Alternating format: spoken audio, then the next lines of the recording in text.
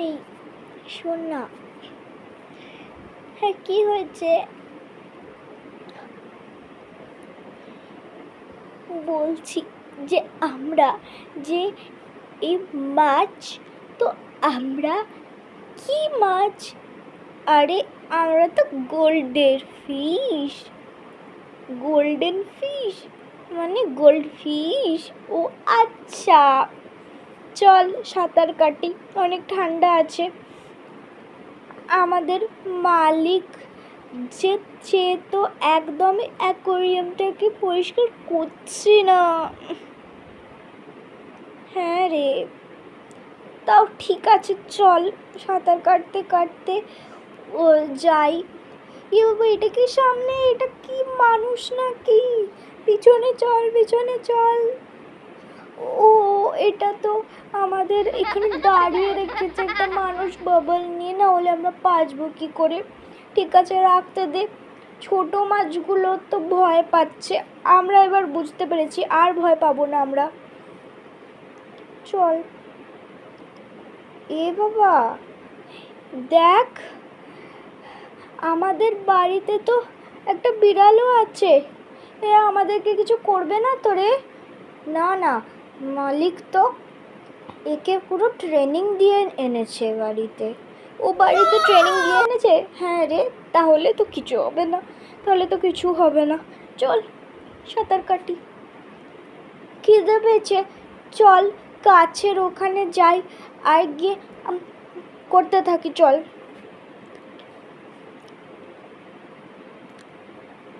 কিছু শুনলো না। এই দাঁড়াও, খাবার দিচ্ছি, এই তো খাবার দিচ্ছি। আরে আরে, খাবারটা দিল না কেন? দুদিন পরে দেবে বলছে। এ রে, আরে এবার আমরা কি খাবো? ও, আমাদের তো অ্যাকোয়ারিয়ামের নিচে অনেকগুলো পাথর আছে। একটা পাথর, অনেকগুলো পাথরে অনেকগুলো ময়লা আছে। একটা পাথরে এক গুচ্ছ, সব পাথরে এক গুচ্ছ করে। তো চল ওই ময়লাগুলোই খেয়ে নিই।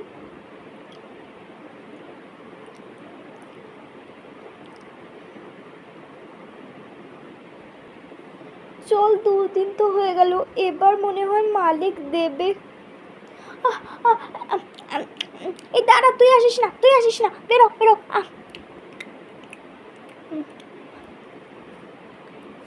কতগুলো বাবেল আসছে।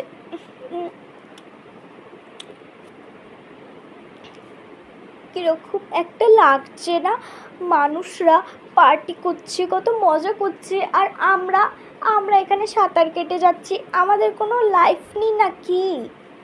আমাদের মাছদেরকে তো এরকম করে রেখেছে না, একদম ভাল লাগে না।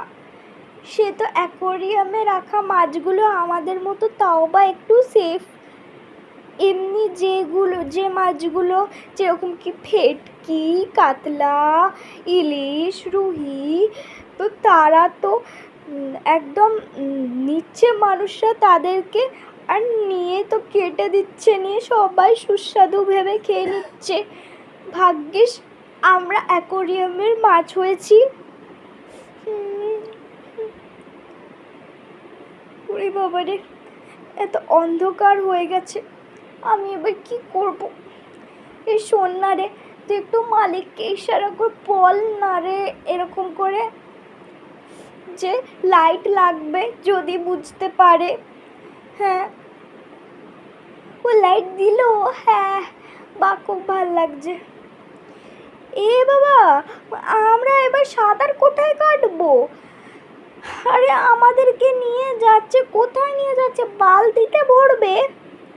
চল, বালতিতে তো বেশি স্পেস নেই, তাও একটু করে সাঁতার কাটতেই হবে, চল।